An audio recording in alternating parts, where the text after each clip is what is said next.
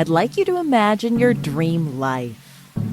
See the version of you who has what you want to have, feels how you want to feel, and is who you want to be. I'm Brittany Hoops, your hypnotherapist and manifestation coach, and this is the show where I'll teach you to master the full power of your mind, to guide you on your journey towards destination manifestation. Take a step back for the ones who can't do that. Hello there, travelers. Welcome back to another episode of the Destination Manifestation Podcast. I am so excited. I will tell you guys, if you're a listener of the show, you know that it has been a long ass time since I have had a guest on this show. I don't really even know why, to be honest. I think it just kind of fell off my radar. And it really kind of has been a calling on my heart for a while to bring back guests. And I'm so glad that we're going to kick off this guest series with a very special guest here with us today. In fact, our next episode, so not this one, but even the one after this, I'm also bringing back the Manifesty Bestie series, which I used to do a while ago, where I brought on manifestation teachers and coaches and people that are in the sphere just to geek out on all things manifestation. So you have that to look forward to too. And today's guest, I would call her an unofficial manifesty bestie. She was certainly a festy bestie, not mine, but at the very least, she is one of my true life besties now. She's been one of my besties for the past 3 years. And today's episode is going to be very special because I'm joined by one of my favorite people in the entire world, which is Alyssa Snider. So if you've been listening for a while, you probably remember our first sort of heart-to-heart conversation, which was all the way back in episode 9. If you haven't heard that episode, I highly recommend you check it out. Bookmark it. It's called Loving and Believing in Yourself with Alyssa Snider of Big Brother 24 and the Challenge USA. I highly recommend that you go back, you listen to that episode after this one. It's still one of the most downloaded episodes of the entire Destination Manifestation show. It really resonated with you guys. And so I think you'll find it funny that after you listen to this conversation today, your mind is literally going to be blown by how much has changed for Alyssa since that episode aired. Like I said, Alyssa and I, we go way back. We were both on the same TV show, Big Brother 24 together. And since then, she's also made waves on the Challenge USA. And even beyond reality TV, she has built an incredible life as a Pilates and fitness instructor, influencer, manager. And in today's conversation, we're going to tackle it all. Okay? We talk about handling grief, identity shifts, emotional regulation, trusting the timing of your life, which that is huge. And really what it looks like to rebuild your life from the inside out, because that's the journey that Alyssa's been on over the last couple of years. And I'm just so thankful that she took us into the inner workings of what that looks like, because so many of us are on that same journey too. And, I appreciate and I admire her vulnerability, her emotional awareness to take us through how she's navigated all of that so that we can go ahead and do the same. We cover a lot, okay? We cover from crying in the aisles of Target, which I think that we can all relate to finding peace in the in-between time. And I have to say, this conversation really stuck with me because she's giving us a roadmap here today on how to trust the unfolding of our lives. So much so that I actually had a kind of cool idea. I thought it might be helpful to create a new hypnotherapy audio session that actually pairs with this episode, that goes along with this episode. So if you listen today and you're like, yes, I understand it. I get it. But I want help to actually apply these insights and the energy that Alyssa shares here today, not just intellectually, but subconsciously at the deepest level. this one is certainly for you. The audio is called Trust the Unfolding. It's about finding peace in the in-between. And you will find it inside my Manifested Me Hypnotherapy Vault. So I'm going to tell you more about that at the end of the episode, but just know it is the perfect companion that will help you apply everything that you're about to learn. Okay? So let's dive in. Alyssa, thank you so much for coming back to the Destination Manifestation Podcast. How are you? Oh my gosh, Brittany, thank you for having me. I'm so excited. This is still the only podcast I've ever done and ever will do because one, it's my favorite, and two, I just love you so much. So I'm so happy to be here. Oh my God, I'm so happy you're here. And I will say, if you are a longtime listener of the podcast, and I mean long time because it was episode 9, and I think, now we're in the 60s, okay? But Alyssa's episode, the episode we did back in 2023, is still the number 1 listened to episode of this show, which is precisely, well, there's many reasons why I wanted you back, but one of them is that the people want an update, and I know this, and we just had such a beautiful heart-to-heart last time. So if you're listening and you haven't had the chance to listen to that episode, go back. It's episode 9. It's beautiful, and I'm just so excited to continue that conversation today because last time we talked on the show, of course, not in real life, we catch up all the time, but the last time we spoke on the show back in episode 9, we had both come off the TV show Big Brother. You had just come back from doing the challenge, which isn't that crazy to think about, Alyssa, how quickly that happened after Big Brother, like relatively? Yes, I don't even realize that. Like, to me, the challenge felt like so recent, but I'm like, it's been 2 years now. So it was literally back to back after Big Brother. I just remember hearing that you were going to be on it, and I was excited for you, but I was like, whoa, I don't feel like I'm back to normal life. Does she feel like she's back to normal life? Because it was so quick after that. It was kind of right off the heels. And the episode where we talked last, it was October 2023. So it was like a year and a half ago. Mm-hmm. And of course, I don't want to spoil anything because I know what's happened in your life since then. But I know your life has changed dramatically since then. Yes, it has been insane to look back and even listen to that podcast. Like, I listened to a little bit of it yesterday just for like a little refresher, and it is crazy how far I've come and how like my life has shifted in all of the most like amazing ways that it's just been so crazy. I mean, you've been on a manifestation spurt, which actually I want to ask you about. What is one thing that now you look back and you realize that you were manifesting back then, but maybe you hadn't realized it at the time? Like, you only can, through hindsight realize like, oh, I was in the process of manifesting that, and look, it came true. Yes, I always knew that I wanted to like make an impact on people, and I wanted to have a job that made me feel fulfilled, and I never understood what that was. And I'm like, I need something that's more, and I just knew that I would find myself in a place that I am like making little differences in people's day. Like, I don't necessarily want to be like some huge leader somewhere, but I want to be someone who makes little days like better and be like, somehow I like fell into Pilates, and I feel like the fact that I've opened a studio and in the process of another studio opening and just meeting the people that I've experienced and the amount of people who told me that I've made such a big impact on their life and how big of an impact they've made in my life, I feel like I never would have saw myself here. So that job kind of just, I don't know, I want to say fell into my lap, but I was definitely manifesting that far before I ever knew that this was going to be my job. I mean, I know we've talked about this personally before. There was a Pilates reformer in our Big Brother exercise room. And I'm sorry, Alyssa, I don't remember you ever on it. Like, that's how, like, Pilates was not a part of your life, even just back then. And now you're making such a big impact with it. What drew you to Pilates? Like, how did that come to be? And you're so right. I definitely never touched that reformer. I was like, what the heck is this machine? And I think Terrence we just did. Played on it to Terrence. Okay. He was on Biggest Loser, okay? He didn't play Big Brother. He thought, I got 3 months. I'm going to lose some weight. I'm going to do Pilates.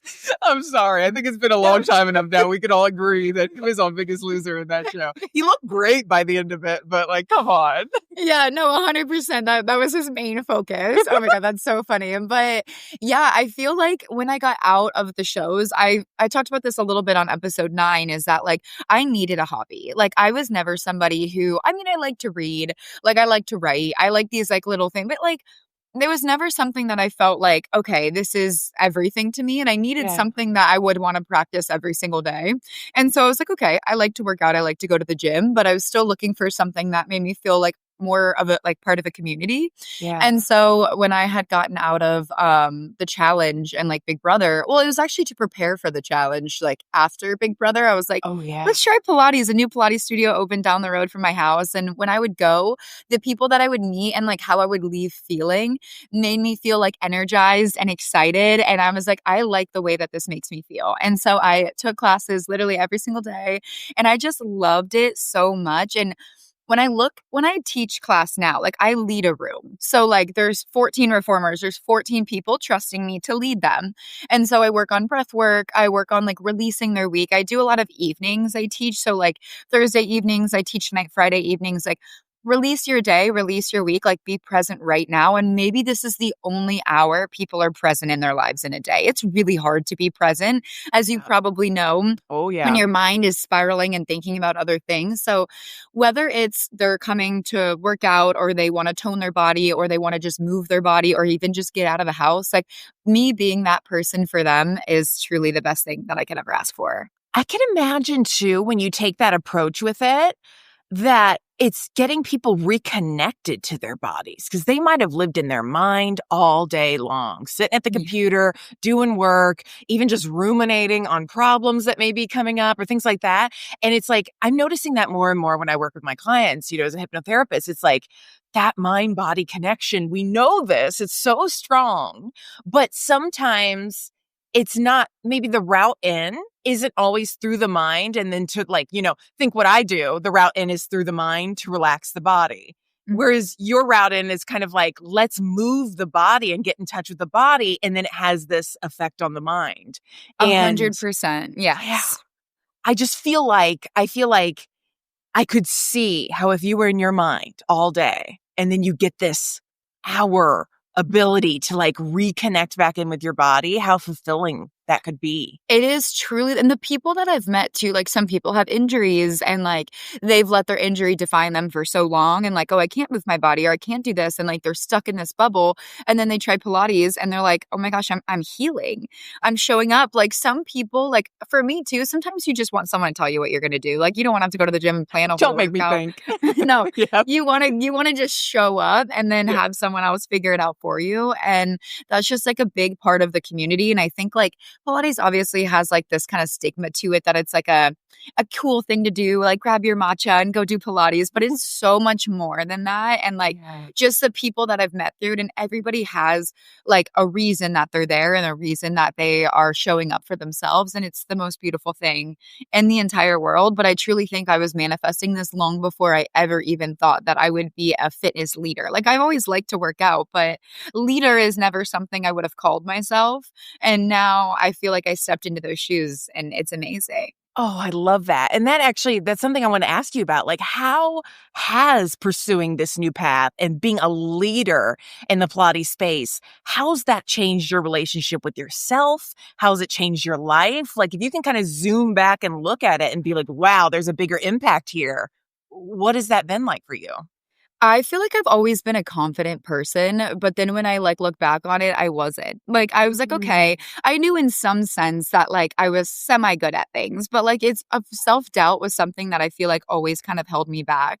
And now like having to lead a room, of course I'm still nervous. Like, does everybody like my class? Is everybody okay? Are we having fun? Because everybody has resting Pilates face. They all look like they hate me. They all look miserable, but they're loving it inside. Yeah. And then afterwards they're like, that was amazing. But I think that it truly has just changed the way that I show up for myself too. Like I need to be confident to lead a room. Like you cannot let other people kind of take control of that or you risk someone being injured. So I think it's just like, it has really just, I don't know, really helped me kind of move through life in a different way and move through life in a way of like, I'm sure of this. I know that I'm a good instructor. Like, I know that I am a good listener. And I know that you have to be that confident person in order to get the success out of this. Yeah, I love that because it's almost like I feel that same way sometimes when I do hypnotherapy. Like people come to a session because they want to be led through transformation. And that is like literally like, I actually was thinking about this in the shower the other day, like literally like my refined purpose is like, I'm a guide of transformation. I even think about being pregnant right now. I'm transforming a spirit into physical form. You know, I help my clients transform from one state to another, right? Like I love to guide through transformation. And what's nice about a session is like somebody showing up to that session wanting that and looking towards me to do that or be that, right? So it's like this container of leadership. I lead and they, I don't want to say follow, but you know what I mean? Like that's the dynamic that was set. And it sounds like that's like when you go to a Pilates class, it's because you don't want to look at your phone and read what the next thing to do or watch the video. Like you want somebody to guide you through that. And so it naturally sets you up into an environment of leadership. But what's cool about that for you and my sessions for me is that we get to practice that leadership all day long. And then when it comes to being confident in like relationships or negotiations or other things in life, we've already kind of like gotten into the swing of that and it can apply to other areas of life too. Do you ever notice that? Like you kind of bring your Pilates leadership self to other areas of life? 100%. And I feel like it's similar to your practice that like everybody has a why. Like, why are they showing up to you? Like, what are they asking from you? And everybody has their reason to be there. And I think that it is amazing that people like are showing up for completely different reasons. But at the end of the day, like we all pretty much have a similar end goal. And it is for me to move my body and for you to move your mind. And it's so important to just find something that gets you excited, no matter what it is. Like, and for me personally, whenever I'm having like a bad day or something, I need to move. Like whether it's going for a walk or a class or the gym or dancing with friends, I need to move. And that's something that I've realized about myself. And I think that it would probably benefit most people. It's just like in any I way. forget that sometimes. Yeah. I'm like, why am I cranky? And then I'll go on a walk or I'll do something and I'm like, oh, my body needed to move. But yes, I totally think that it has made me show up so much more confident in so many other realms of life because I know I've also seen humanity in such a different way. Like we day to day, I talk to my friends, I talk to my family and like my boyfriend and I know them very well, but I am not the kind of person to like really like talk to strangers. Like if I'm somewhere, I'm just going to kind of keep to myself. Yeah. But it's put me in an environment where like I have to connect to these people and I want to connect to these people. And like I'll have someone showing up to class who just lost their dog or someone who's showing up to class who just got a promotion or someone who's showing up to class who is going through a breakup. And like I've met these people and I've seen them in such different versions of themselves. And I was like, I feel your energy today. Is something going on? And they were like, thank you so much for asking me that. Like they don't have someone in their life who could ask them that question. And like, that's what makes me more than just a fitness instructor to them, like a friend, because I love to listen to people, but I don't reach out to do it to strangers. So like meeting these people and seeing we are all human, no matter if we're 50 or 14 or like where we come from at the end of the day. And I talk about this all the time with like my friends and like my boyfriend, like we have such different upbringings, but we ended up in the same place. So at the end of the day, don't all humans want to be loved? Like, don't we all want to be happy? Don't we all want to be healthy? And I think that's something that's just a really nice reminder. I think so too. And as you say that, Alyssa, it gives me goosebumps because I'm like, if we think about like manifestation, law of attraction, right? You attract certain people, energy, souls into your life.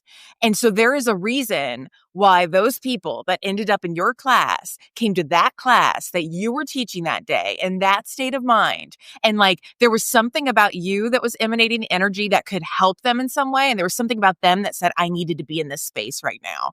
And it's magnetic, you know, and it Mhm. draws the right people together at the right time. And I think it's, you know, somebody looking back could be like, okay, wow, it's a Pilates class, like calm down, you know, but like, no, like there's something to all those interactions, whether it's a Pilates class, whether it's a hypnotherapy session, whether it's just two people, you know, looking at the same, you know, item in a grocery store, standing right next to each other, that draws people together into life. And I think it can be so easy this day and age with all the technology we have and like post COVID and just like how separate we can feel sometimes to Yes, I forget couldn't how agree more. important that is, right? 100%. And like, I feel like with social media, and so Mhm. many of my friends are like, I hate social media. And I'm like the worst influencer ever. I literally never post on mine. I'm trying to be better about it. But I love my real life so much. And especially with like all the changes and crazy things that's just been like going on, it's like so important to me to be present. And I think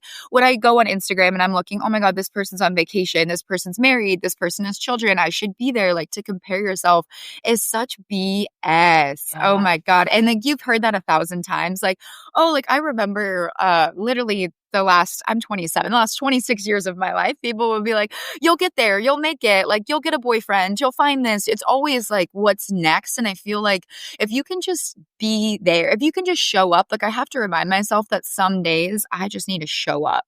Some days Yes. I need to just get out of bed. And then it's really nice because celebrating small wins is so important. And that's something that I've learned a lot from my boyfriend. And he's so amazing. We'll talk about him later. But I learned so much from him because he celebrates my small wins. And it makes me emotional. It's just like, some days he celebrates the big wins, like, oh my God, I got a promotion. I opened up another studio. But some days he's like, you did really good at just like being there for yourself today. And like you got up today, or like you took a moment to grieve today. Like you've done these little things. Let's celebrate it. And if you're not doing that for yourself, then you're doing a disservice to yourself by not just like trying to be happy when you can. Because if you're not doing that, then you just go down this rabbit hole. I am so glad you mentioned this because I think this is something, especially on this show, where people are interested in manifestation, they're interested in goal setting. Like it can be easy to fall into this super hyper future focus sort of mindset. Like what's the next thing I'm bringing in? What's the next goal I'm reaching? What's this? Even myself, you know, like I got less than 3 months until I bring my daughter into the world. Like I will tell you, Alyssa, I don't think I've shared this with you talking, but like I literally the other day am just like, you know, I'm such a goal driven person and I have my business and I'm going to go on maternity leave. And like, that's a scary feeling for me to be like, for 3 months, I'm not going to work like in my own business. Like no one's running things. Like I'm a solopreneur. Like it's, you know, I have products and stuff, but like no one's keeping things going while I'm taking maternity leave. Like that's my time. But I also realize how important that is. And I literally, you'll laugh at me, but I literally made this list. I was like, okay, I just want to be present with this baby. And she's learning how to be in the world for the first time. And I'm learning how to take care of her for the first time. And so for these 3 months, my only goals are to take care of her, all her needs, eat myself, sleep when I can, and shower. If I have done those 3 things, we are calling it a win. And I know most days I probably won't get to all 3. I might get to 1 or 2, you know, if I'm lucky. But I literally wrote this down on a list because I know myself and I know I don't want to be like, oh, I didn't create this Instagram thing today, or, oh, I didn't check in and do this. I didn't create a podcast episode. Like, I didn't want to beat myself up for the expectation. And I just wanted to be in the moment. And so I was like, okay, for 3 months, because I trust that at the end of 3 months, I will have learned how to be her mother enough and she will have learned how to be a human enough that things will be different than it was on day 1. You know, day 90 is going to be different than day 1. And so I will have learned like, oh, I can hit these 3 things pretty easily in a day. Now I have space to go work for 2 hours, or my mom can come over and watch her for a couple hours while I do this or that, you know? And I think it just talks to your idea of being present, getting happiness where you can, and releasing all the expectations of constantly having to move forward, future, and all those ways, Yes, I couldn't agree more, and I'm so excited to meet baby. Oh my gosh, You've it's been such a cheerleader. I told you, I told you I was pregnant, before my first doctor's appointment. It's, I so appreciate you. You've been in Oh my my corner the gosh. entire time. I am so unbelievably excited for you, and you're going to be such a beautiful mother, and I know that you already know this, and you're just so deserving. And then that also makes me emotional just because this is something that you've wanted for so long, and I'm sure you've spoken about that on other episodes of what it felt like to take pregnancy tests and not be pregnant for Yeah. so long, and Yeah. then take that pregnancy test and be pregnant, and then you went through loss and then Yeah. loss again, and Yeah. then you have the pregnancy that is here and healthy, and that you're really going to be a mother. And this has since the day that I met you, I asked you, I think the first thing I asked you was are you a mom? Because I That's was so funny. you gave me that energy right off the bat, and you were like, no, and you laughed, and you were like hopefully soon I will be. Yeah. And it just something about you was just so warm and nurturing that I just knew that this was the perfect path for you. And motherhood is not going to be easy. And from my friends who have babies, a lot of my friends have kids, and one of my best friends just had her baby girl a few days ago. I was pretty recently, and she has another one under 2, and so she's like, now I have 2 under 2, and what it's like being a mother is the most rewarding, challenging thing in the entire world, and I cannot wait for that experience, and I hope, God willing, that I'm able to experience that. But it's just it's so amazing for you, and I couldn't be more happy to just be on your side and get to, I don't know, get to meet her one day. I'm super, super excited for that. Oh, Alyssa, I appreciate that so much. It's interesting. You're so right. There are so many ups and downs, and I know you've experienced a lot of ups and downs in your journey to get where you are, and you kind of don't realize the kind of strength it takes sometimes to get through the ups and downs. And so I'm curious, what was a moment in your life, here in the past year and a half or so, where you realized that you were stronger than you thought? Oh wow. There's quite a bit. I feel see, I get emotional every time I talk about something that I care about, and it is what it is. And my I'm the same therapist way. says I gotta This. I gotta take Just that. embrace it. We embrace it Yeah, here. of course. I would say the past year and a half has been the craziest emotional roller coaster of my entire life, that I feel. So I had started a Pilates studio, and I had relocated to this new location, and then I realized that location just wasn't the right fit for me. So then I had to move again. So I moved 3 times in And it was 2 so months. quick, right? Yeah, Because it I was remember we 2 would months. talk and you're like, oh, I'm moving again. I'm like, you aren't even unpacked, girl. I felt for you. Yeah, it's just getting up and moving and constantly feel like I was never settled. I think the one thing I've always craved my entire life is stability. But I've never had that. I've kind of always just been the free bird from one place to another, that kind of thing. And I'm Yeah. I'm tired of it. I'm ready to have roots. And I was truly at my breaking point for that. And then I've ended up into where I need to be now. But through the midst of, getting a new job and then shifting and opening a studio and moving all these times and all of this uncertainty in the level of career in my life, and then getting into a new relationship, and then also losing one of my best friends to cancer, I think I was like, okay, we're pushing limits. Who's trying to see how strong I am? Because you got it, man. You got it. I'm at my breaking point, and I had to keep moving forward because I knew that through loss and through losing such a special person that Bailey was, if I let that break me, then that wouldn't be a testament to her strength. So just trying to be strong and kind of navigate all of that kind of stuff. Yeah.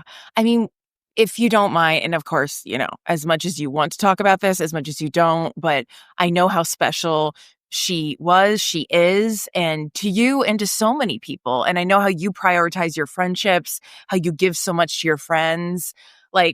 When we talk about her, first of all, I just want to honor how much you loved and continue to love her, and how much so many people love and continue to love her. If you don't mind sharing, what was that experience like, navigating and supporting and loving a friend through such a difficult and emotional time? Yeah, I would love to talk about her. She's my favorite person to talk about. Even though it is very emotional, but Yeah.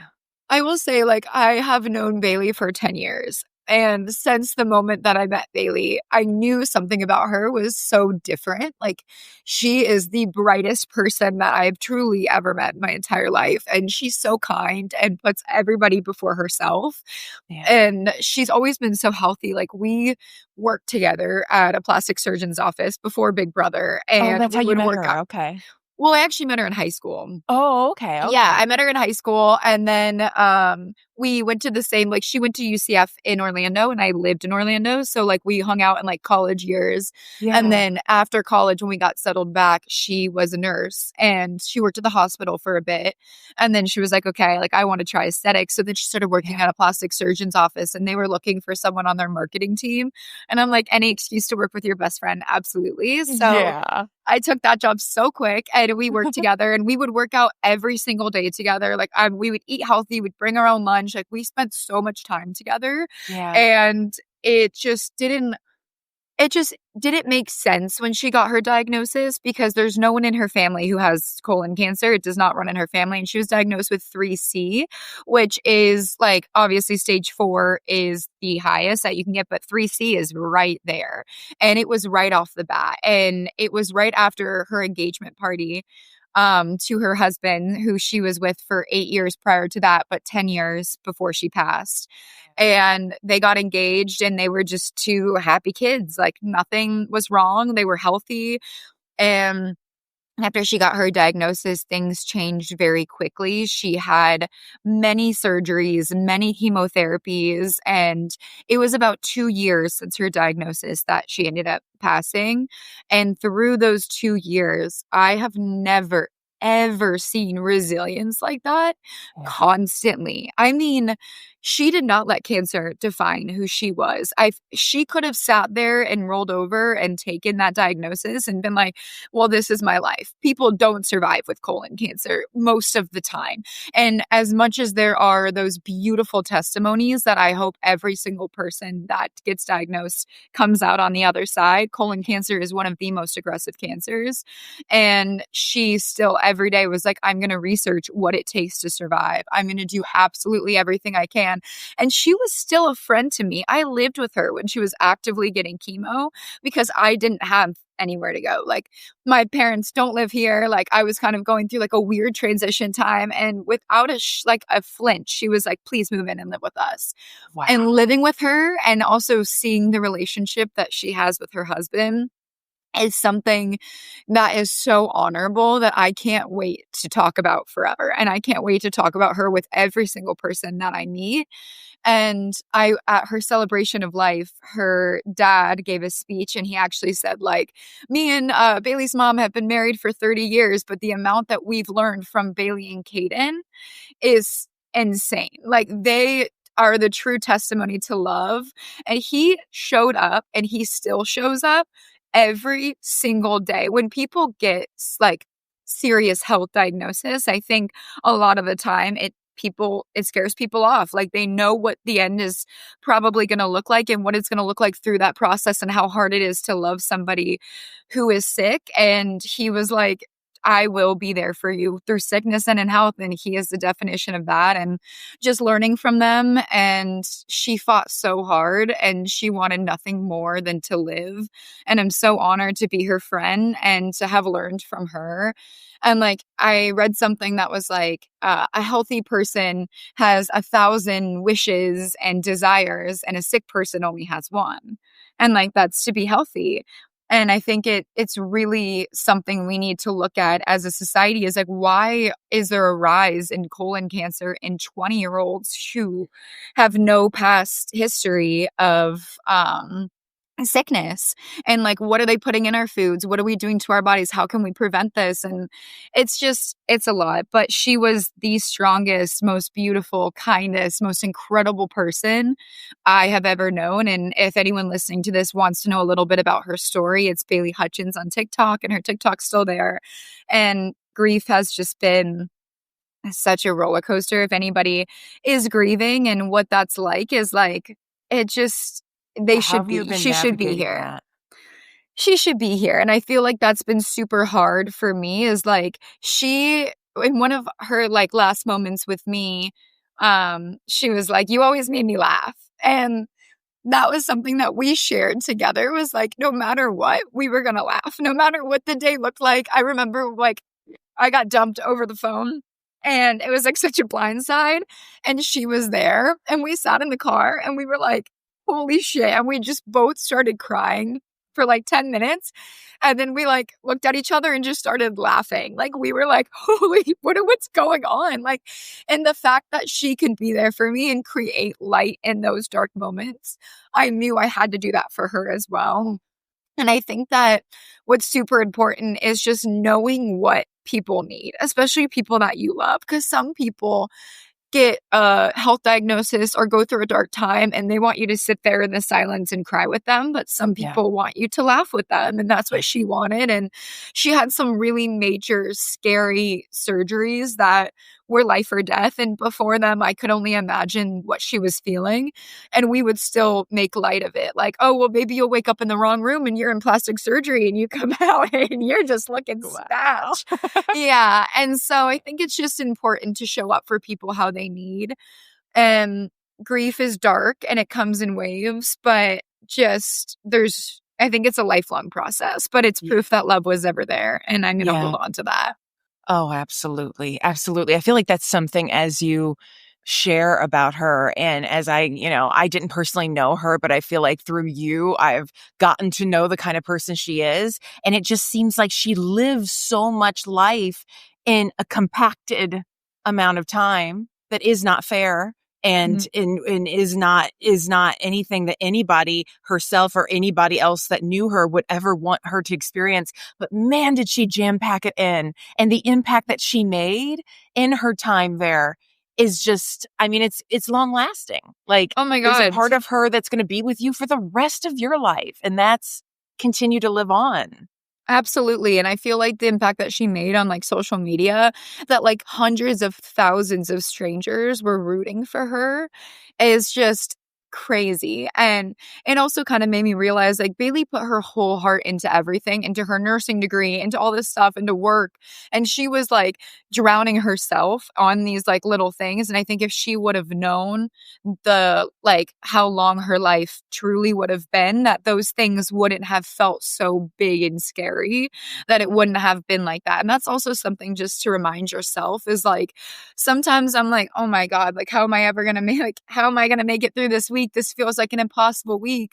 But then it's like, it really just go for a walk outside, like go be with people that you love. And then things start to make sense of why life is so special again. And she just always encouraged people to like be there with your family and be present outside. And we'd love to go for walks and we'd go for color walks. And so like you'd go for a walk and you'd pick a color and then you'd look for it everywhere. So like say our color was yellow and it was like, oh, look, a school bus or a flower. And like it just kept us really present together. And truly until her last breath, she loved with her entire being. And I will honor that forever, 100%. I can't wait for my kids to know about her. And I hope that people like see her story and they hold that close to their heart, because I couldn't imagine what it's like for her mom to lose a child or for her sister to lose a sister, but to lose a best friend, especially someone like that, is something that I hope nobody ever has to experience. No. For anyone who's listening who might be currently supporting a friend or a family member through illness, even through grief, what would you want them to know about truly being there for someone? Like, what do you think is your kind of biggest takeaway from being so close to her and supporting her in that way? And then also, having to navigate life, without her. Yeah, I feel like tomorrow's not promised. Show up when you can. And I think that there was many times that I was just there and I was just physically there. And I remember that wasn't always easy. I remember you and I talking, and you had to muster so much strength to be there. But the moment you left, Yeah, it was just a so hurt. waterfall, and I'm like, just physically being there, I feel like she was like, that is what she needed, and it was so hard, and so I knew that I wanted to show up for her in a certain way, which was my physical body being there and just being there for whatever she needed, and then I had people that could be there for me when I needed to crumble a little bit, and so I would say that if you currently have someone in your life who is sick, or if you're grieving, or if you're just wanting to show up for someone, just see what they need and ask them that, and then do that for them. And I think towards the end of Bailey's life, I was like, where can I couldn't imagine what it's like for her to know that the end is coming, because some people pass away in crazy ways and in car accidents and in just crazy things that happen. But to know that this is going to happen to you, I was like, where can I look for you? How can I keep you forever? And I wanted to be so selfish to I want her human body here so badly, but God had other plans. And she was like, you can find me in mourning doves, which is a type of bird, and I see them all the time, and the sunset and all of that kind of stuff. And I feel so comforted when I see that. And I feel her presence so heavy so many times. And I think just reminding yourself that life is short, love as hard as you can in the meantime. And you're going to make mistakes. You're going to have bad days. You're going to fall, but you will always get back up. And she did until the very end, 100%. Yeah. When you talk about that, I'm like tearing up because it just reminds me of we each have this spirit, and our spirit inhabits a physical form for X amount of years.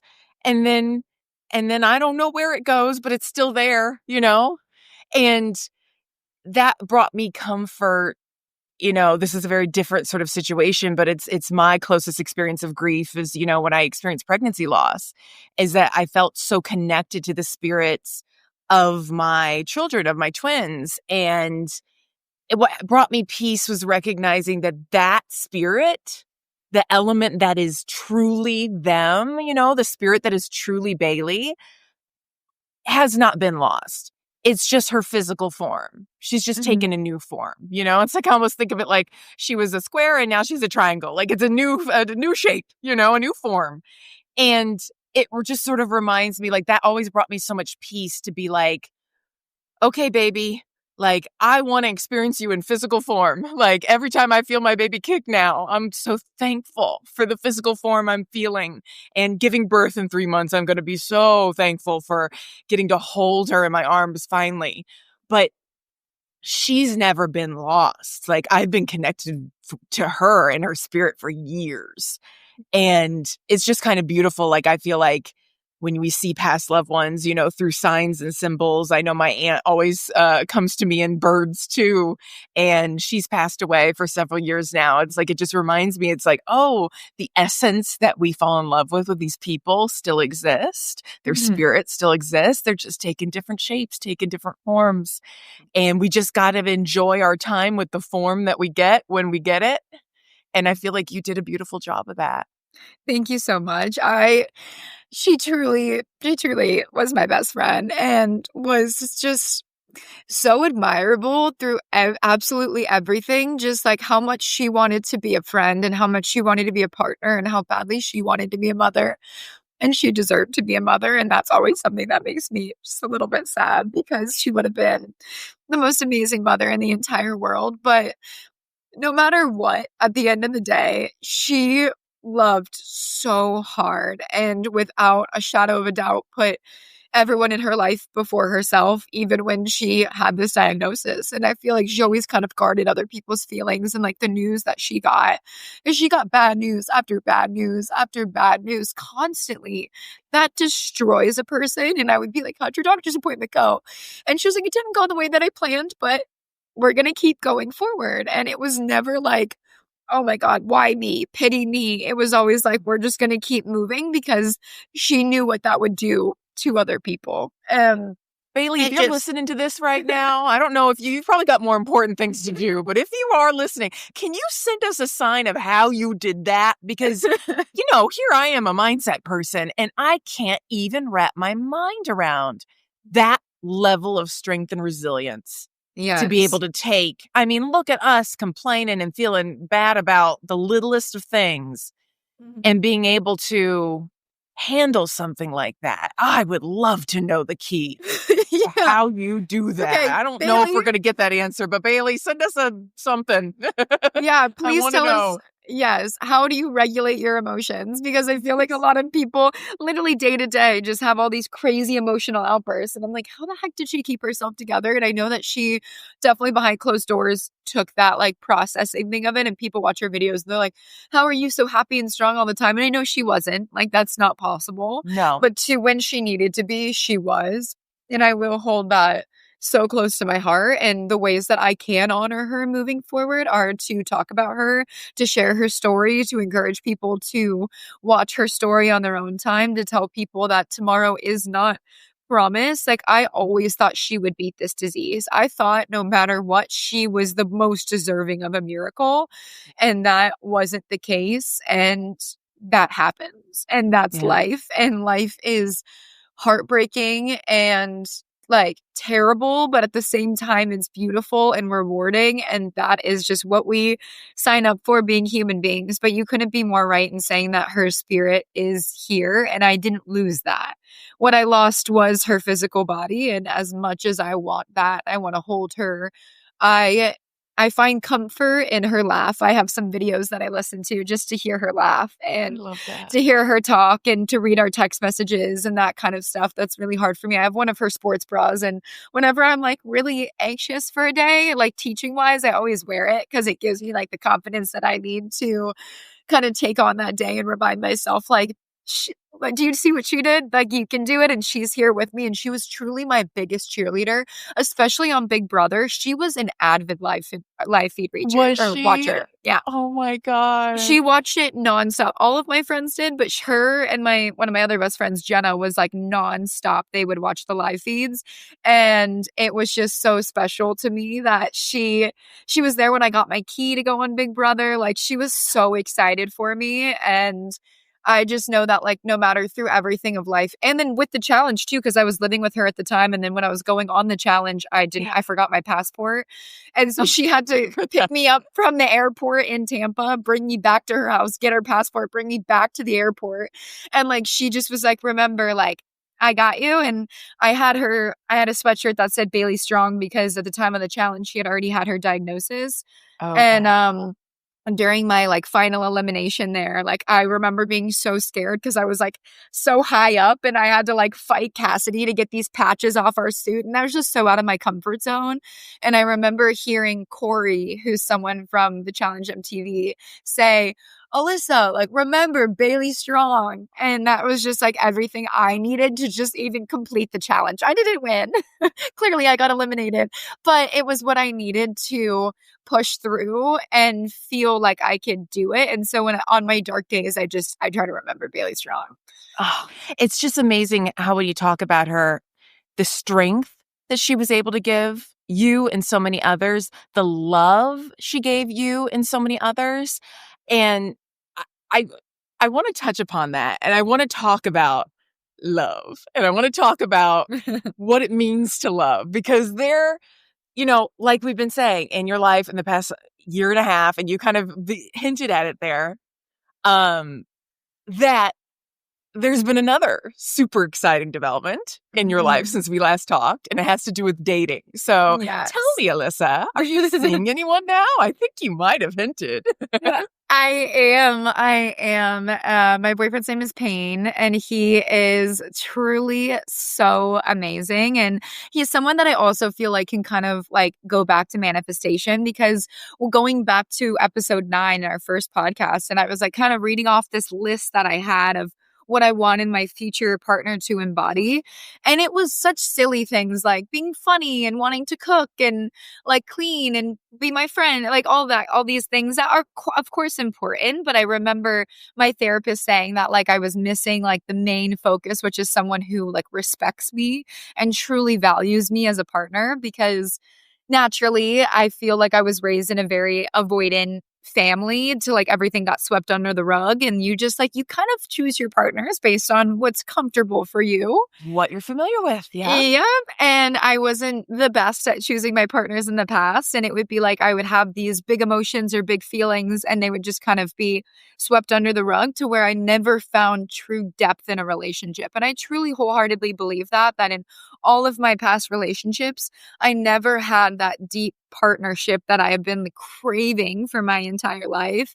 And from the moment that I connected with Pain, I realized that this is my person, and I've been rewarded by the universe for all of my hard work in the love department. And I finally have found this amazing, incredible human. And so Payne and I actually lived in the same apartment complex 7 years ago in college. So that's how you guys met, right? Yeah. So like my best friend was 7 years ago. Yeah. You met. That's Yes. So crazy. So 7 years ago, my best friend that I was living with at the time, she's the only reason I even moved to Orlando is because she was going to college there. And I was just kind of like, all right, I'll come. And I moved there, and then I became a flight attendant and yada, yada. But when I lived there, she was like casually dating someone in college, and he was roommates with my boyfriend, Payne. And so we would go over to his house all the time, and Payne would always kind of like be there, but like it wasn't anything like that. Like it was just like, oh, hey, hi, and then whatever. Yeah. And then fast forward, we had a lot of mutual friends, and we kind of like kept each other on social media. And there was many times that I was like, who is this guy again? Like, should I unfollow him? And something always just kind of was like, no, like I'll leave it. Yeah. And we actually reconnected on social media. He was like, hey, like randomly, long time no talk. I live in Miami, but I come to Tampa all the time for work, and I'd love to grab coffee sometime. And I was like, okay, wait, he's so cute. Yes, 100%. So we went, and we actually went and got wine and like charcuterie and had like a little evening date, and then immediately had like our following date the next morning because it went so well. And what's funny is that we were together last weekend doing like a little cute painting date, and I had a memory come up on my phone from 7 years ago, and immediately I heard his voice. And like on Snapchat memories come up, and I was like, okay, wait. And I was looking at it, and it was just him sitting on the couch, and you could just see like half of him. And I'm like, wow, like to think that 7 years ago I was sitting in a room with who I think will be my husband, is like so insane that like I never would have known what has happened in 7 years and all of the relationships I had to go through to get rewarded with such a incredible, patient, kind, compassionate, warm, genuine human being. I could compliment him all day long because truly he is like, and it also makes me emotional, like everything I could ever ask for in someone. And he does respect me as a partner, and he checks on my emotions every day. He celebrates my emotions, and like, he's not a crier at all. And I am, obviously, and that's totally fine. But like, when I do get emotional, he's like, how can I show up for you? Like, are you looking for a friend? Are you looking for space? Like, he respects that. And I think that my emotions have always kind of turned partners away in the past. Like, oh, here we go. What's next? She's emotional again. And it's not that deep always. Like, as you know, as emotional girlies out here, sometimes you just need to cry. And getting into a relationship at like him and I started dating, and then shortly after I lost Bailey, and then I was moving and I was doing all this stuff, and my life has been so chaotic and crazy, and trying to start a new relationship. And he has without a doubt just stood by my side the entire time and is constantly like, I am never like leaving. I am here for you. And I think that my like a little bit of the toxic past that I have when something comes up. So we're human, right? And there's things that he could say that would trigger something in me that's completely unintentional. Yeah. And it triggers something in me to where I'm having a reaction. And my natural reaction is to like run away. So like he says something and I'm like, all right, well, I just need to get off this call. And I just hang up the phone and I'm like, okay, I just need this to be done. And he calls me back and I'm like, he's calling me back. And I like answer the phone and he's like, what happened? And I was like, well, you said something that I didn't like, so I just wanted to like leave because that's what I do. And he's like, we don't do that. That's not us. That might be you, but that's not us. And that's not fair to me. Let's talk about it. And I was like, wow, that's not us. You don't have to bring your baggage and your trauma in. It's not, again, it doesn't define you. And I think that's kind of been our topic of this whole podcast is like the things that happen to you aren't you. And so I have been in some crazy relationships where like I could take that baggage and be like, that's just who I am. And it's not, because it's not Payne and I, it's not us. Because And you're a living example here right now in this relationship where those things aren't the case anymore. And I just think it's kind of beautiful to think of like, okay, there was this 7-year time span where you guys had to both go off and become these people you are now. You know, and it kind of brings purpose to the other relationships, to the lessons, to the ups and downs that have happened over the past 7 years, to who you were back then, to who you are now, and to have the knowledge, the wisdom, the experience of all, you know, both on your part and on his part, to become who you need to be so that this could be what it is right now. And I know that's what I 100%. always tell people with manifestations is that it's less about like, you know, oh, am I like, I don't know, am I deserving of this? Or have I done enough manifestation techniques? Have I done? No, it's not about that. It's about, have you become the person you need to become in order to meet that? I know, like, wholeheartedly, I needed to be stronger. And going through those miscarriages allowed me to become stronger so that I could be the kind of mother I want to be right now. Yes. And that's a hard pill to swallow, to realize like, wow, I wasn't her a year ago, you know, but now I'm her, and I had to go through something really difficult and really hard to become her. But that's what was required, because in order to manifest the thing I wanted, I had to be a certain person, and I wasn't her yet. So I couldn't manifest it. And I just feel like that happened with you, Alyssa. Like, you had to become a certain person and go through a certain number of things and learn and have a certain number of repeating patterns where you're like, I'm sick of this. I need something different. This needs to be different, right? And, you know, be with the other guys in order to be who you are now. And so good things take time. And if I'm teaching anybody that, please learn. Like, when I was at Bailey's Celebration of Life, I had seen some friends that I hadn't seen in like a very long time. And like the first thing they said to me is like, we are so happy for you. This moment we met you years ago, you said, I want true love. And that is just what I always said, and I always led with love. And my friends always use me as an example. And I'm like, all right, I'm glad I can be the example. They're like, don't worry if you're going through a breakup. Alyssa's been through a bunch of really bad ones, and she came out on the other side. And I'm like, all right, well, truly though, I do think that I also needed to be a different person to be the partner that I want to be for the rest of my life. I want to grow and nourish the partnership that I have with Payne for the rest of my life. And I wouldn't have had the skills to do that if I didn't have the breakups and the partners that I had in the past. And I am thankful for those partners, and same for his, because we need those people to shape us and to mold us. And I believe that, like, at the end of the day, again, we're all just human. And I feel like I have no bad blood about those relationships. And sometimes they just weren't a good fit. That's good. And I still have bad blood for them. So I'm glad you've made more progress than I have here. Well, for the sake of this, let's just say there's no bad blood. Just saying, if my dad saw some of a certain person in the street, I don't know how that would go. No, I'm just kidding. Right. But yes, I do think that, like, I am so lucky to have him. And like, another thing is, like, say we have gotten to like an argument or something, and like they're not even really arguments because he doesn't argue, he has a conversation, but like an uncomfortable conversation. And I'm like, all right, well, like, let's just end this relationship. And like, that's just like where my head goes, because I'm like so panicked, because I have so much fear of abandonment because of past relationships and stuff like that. And he was like, it made me think of you, because he was like, breaking up is never the option. It's never the question.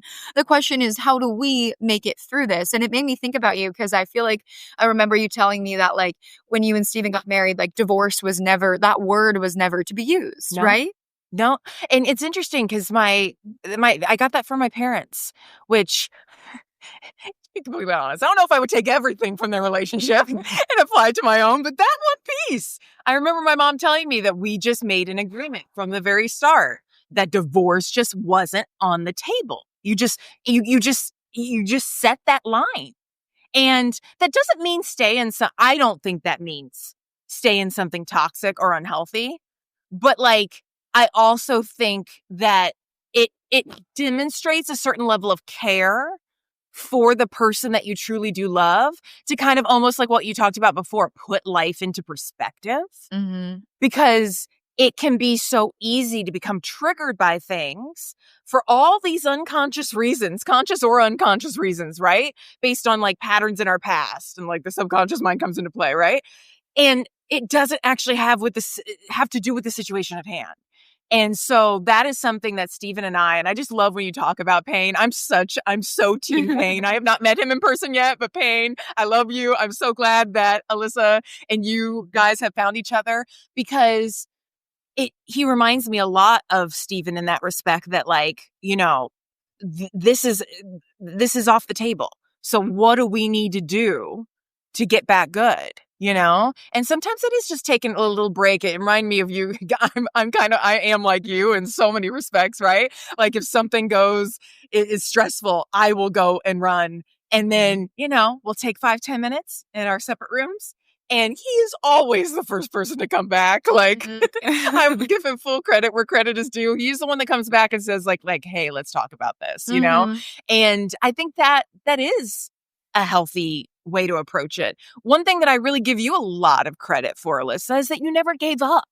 I think that's something that's really big. You had a calling on your heart to know that you wanted to experience true love. You are a romantic just like I am. And just like you knew that was in the cards for you. And even when time and time again, things that you wanted to be that didn't end up being that, and it couldn't be that in that moment, you didn't just curl up and write off dating or write off men or write off, you know, like you stuck with it. And I think that is a lesson for anyone who has a big goal or dream, that you just got to believe in it enough, despite the external circumstances you may have encountered in the past, even if that happened again and again and again and again.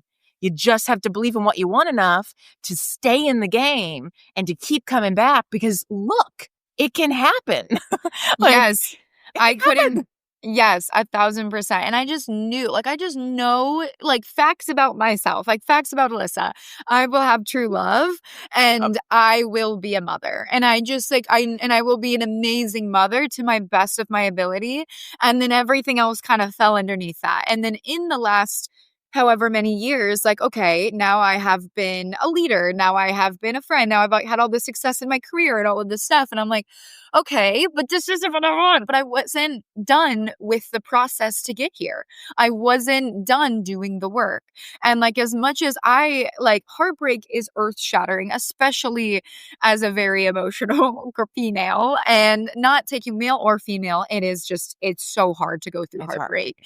And even friendship heartbreak, like both things, like romantic and friendship. And I feel like I just remind myself that like I'm going to get stronger from this. And that just means I'm closer to true love. And if I hadn't pushed through, and if I hadn't gotten out of those relationships, then I would have never met Payne. And truly, he is my best friend, and he listens to me and he cares. He calls me all the time, and I feel like he thinks he annoys me because he calls me so much, but he doesn't. And I love it. And like meeting his parents and seeing their love for him and their love for each other too, I'm just like, I can't wait to have that. And I never ever would have thought, like they always say, who you end up with is like never who you thought you would. And I feel like naturally we're pretty different. He has a way bigger social battery than I do. I am like Really?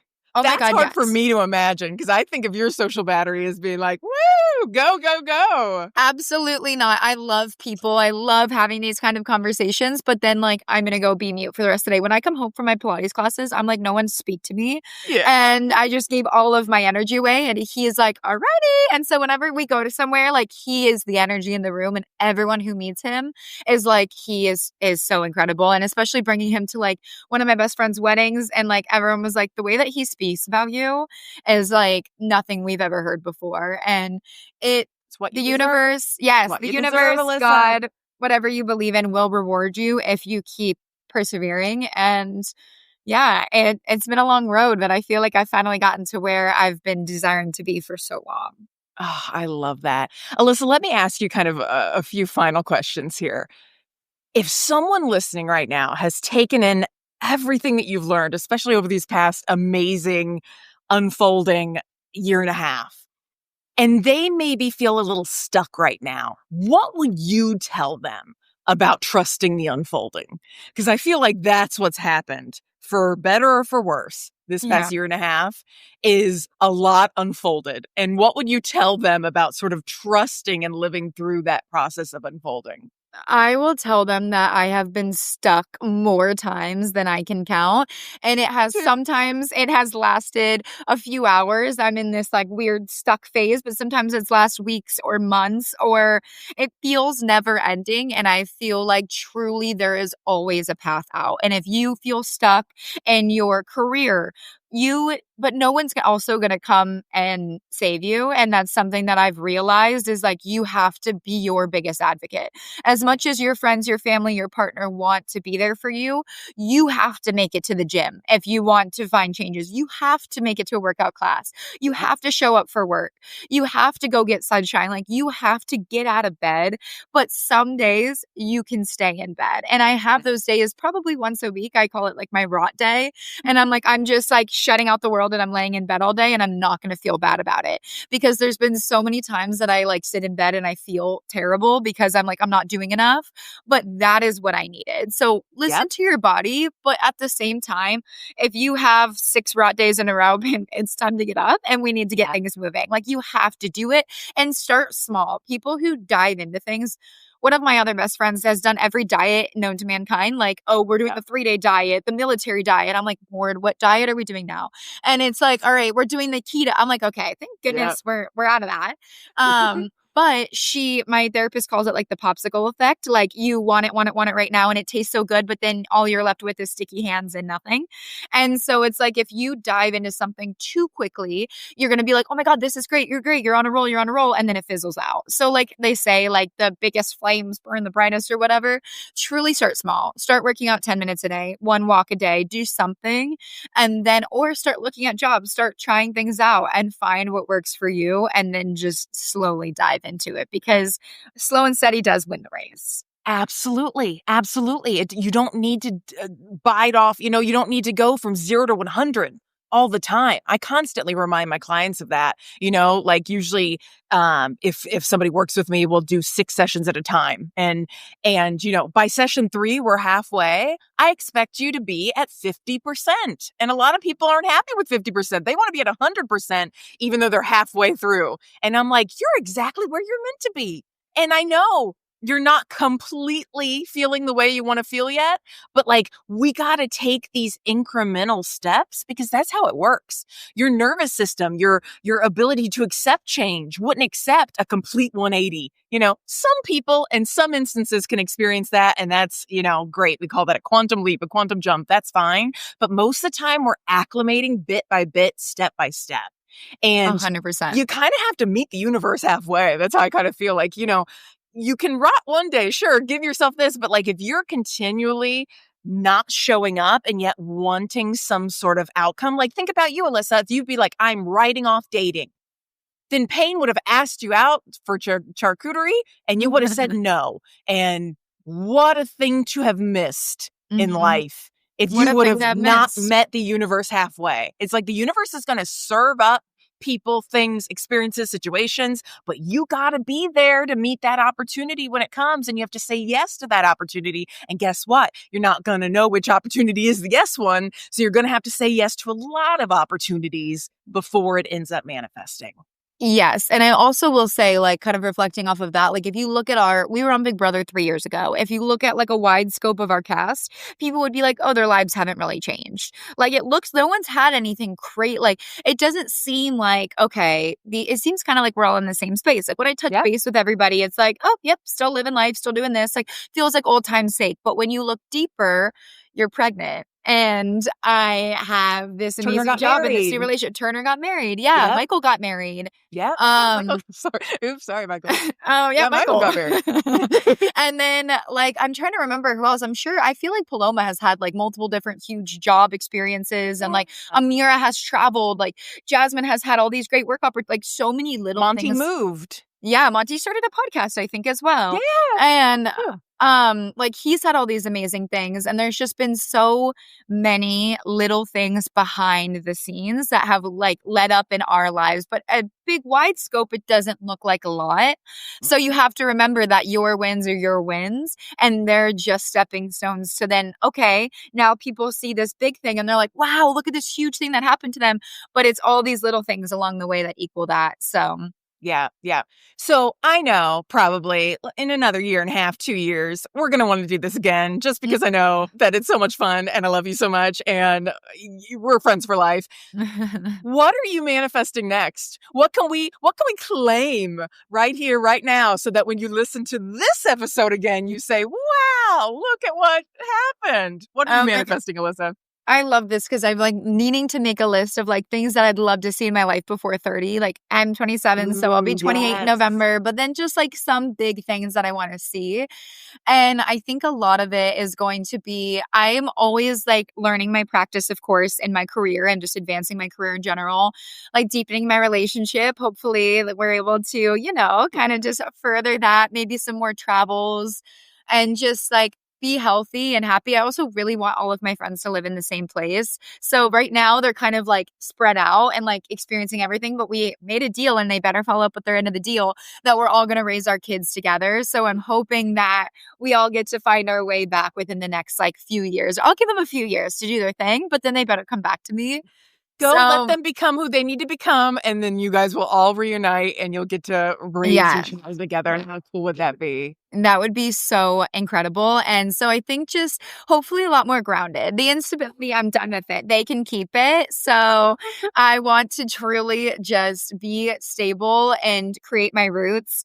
And yeah, I'd be happy to see how much it's actually going to change and see where I'm at in a year and a half or 2 years. Oh, I believe in it wholeheartedly because you've already set the positive foundation. Like you want to be grounded. You want to be more rooted. You've toiled the soil. You fertilized the soil. You got this great plot of land here just waiting for you and you've planted the seeds. And so now you just got to let those seeds grow. And that just purely takes time, takes time and incremental effort. And I think some beautiful things are going to blossom for you in the next few years. And I just know it. I just know it. People always get mad at me. They'll comment online. They'll be like, you say, our manifestations are going to come. How do you know this? And I'm just like, I just do, because I think once you believe it and once you set the stage for it and once you are taking the actions that you need to, it just becomes inevitable. And I feel that for you. Thank you so much. And as much as I do for you, and I also think like what we both have with each other is like, I love you so deeply as a friend, and we have a lot of the same beliefs and how much we care about manifestation and how much we care about everyone around you. Like, of course, I'm manifesting this for myself, but also for the people that I love. I'm manifesting my friends get their dream job, that they get to experience life, that they get all of the things that they desire. And I'm always thinking about how much I love them and their success. And that is just going to manifest that for yourself as well. So keep the people that you love close, like always root for them, be their biggest cheerleader. And then you're going to find yourself in an amazing position to everybody listening. Yep, because you're creating that energy within you. You can't help but like, it's almost like you become this lighthouse, of your energy becomes this lighthouse, and then you're attracting in all those things that match your light, that match your energy. And so it's like, whether you can feel it for yourself or you can feel it for somebody that you really deeply care about, you're talking about pain celebrates your wins. Like, I know Stephen feels that same way. Like, I will take energy. Like, I take that belief from him because I believe him so much. And when I see him believe in me so much, it's like, oh, okay, yeah, maybe you're right. Like, maybe we can't do this. And it just, I don't know. It's the transference of energy is just so important. And we So need to rely important. on each other for that, you know? Yes, and I couldn't agree more. Like, you really do need to, like, when you start thinking negative, which is why social media can be so toxic. So in doses, people, please. Like, you can't compare yourself to other people. I have to remind my friends this all the time. You have to remind yourself of what you do have. And when you start being grateful for what you do have and for the people that you do have in your life, because, like, at the end of the day, when it's the end of your life, no one's going to remember that you had that nice, expensive purse. No one's No. going to remember how long you sat in an ice bath for. They want to remember how long you sat in silence with them for. They're going to remember what you showed up for them. Like, they're going to remember, like, I remember that Bailey made the biggest impact on my life, that she was the warmest, most consistent person. Consistent is something that I would use to describe her. And it just, she always showed up. She always did the work for herself, for everybody else. And that's what I remember. So work on yourself and being who you want to be. And then literally, like magic, things start pouring into your life. It is so It's true. crazy. It is so true. Manifestation is at its finest. Yes, so I love that. rewarding. Well, Alyssa, thank you so much for spending time with us today, for sharing everything that you've been going through, all the ups, all the downs, all the everything that makes life human life here on earth so magical and at times heartbreaking, but also so beautiful in both respects. I just appreciate your openness. I know there's so many gems here for anyone at any phase of life to take away from today's conversation. And so just thank you. I love you so much. Of course, I love you so much too, and I really do hope that anyone listening to this just got something out of it, even if it was just getting them to work. And I appreciate you so much. And yes, Brittany, thank you so much for having me. Take a step back for the ones who can. Okay, I don't know about you, but I feel like I just got off the phone with like my wisest friend after a long, soulful catch up. Which honestly, y'all, I will say it again. I'm so lucky to have Alyssa in my life. Like, this is what our text audio chains sound like on a weekly basis, right? I'm very, very lucky. So I'm so glad, we all know soul friends like this don't come around, all the time. So thank you, Alyssa, for sharing your light here today. Here's kind of some of my biggest takeaways. I would love to learn what you guys took away from this episode. But for me, I feel like I learned you don't have to have it all figured out to be proud of who you are, right? Your nervous system is not going to lie to you, okay? It's honoring it. Honoring that nervous system, honoring that response really is a power move, okay? We no longer want to view that as a weakness. We want to view it as stepping into our power. And even in the most confusing, sort of like in between seasons of life, I want you to remember that you're still becoming who you're meant to be. Like, that time counts too. We aren't meant to know the full picture, as it's unfolding. The universe is the one that holds that sort of bigger plan.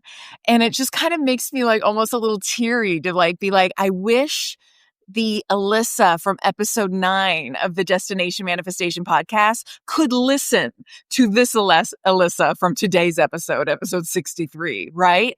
Because she would be so dang proud. I know I sure am as her friend. So if you're listening now and you're thinking, okay, like, yes, I get it. But how do I actually start trusting the timing of my life? Like, it's so hard to trust when you're in it and that things aren't showing up and it feels hard and difficult. Like I said, that's easier said than done. I hear you. And that is exactly why I created a brand new hypnotherapy audio that's going to be inside the Manifested Me vault. That's going to help you actually live that, embody that, get your brain on board with that. So if you're a member of the vault already, surprise, you already have access, enjoy. But the audio is called Trust the Unfolding. It's about finding peace in the in-between time. And so it's going to help guide you in releasing fear and softening into the unknown and starting to see your current reality basically through a completely different lens. seeing your current life through the lens of trust, of safety, of your deepest self-belief. Like, I want you to have the opportunity to meet the version of you who's already willing to trust that it's all going to work out for you in divine timing. Because there's a part of you that knows. There's a part of you that already trusts. So gift that to yourself. Your nervous system is going to absolutely thank you. I can promise you that. So if today's episode hit home for you, if you're in a season of transition, if you're rebuilding, maybe if you're just feeling like your timeline is super unclear, go stream the new hypnotherapy audio now inside the Manifest to Be Vault. You can join by visiting brittanyhoops.com/manifested-me-vault, or it's way easier if you just click the link in the show notes, right? And as a special little destination manifestation bonus, you can use the code podcast in all caps for a limited time, and you'll receive 20% off your subscription. Yeah, 20% off each and every month or each and every year, depending on the time frame you sign up for. It's my little gift to you for being a destination manifestation traveler here today. Let this work its magic for you on the subconscious level. You no longer have to force this next chapter. You really don't. You just have to trust that it's coming. And you just have to be committed to building up that trust. You do that work, and I'm going to go ahead and catch you in the next episode.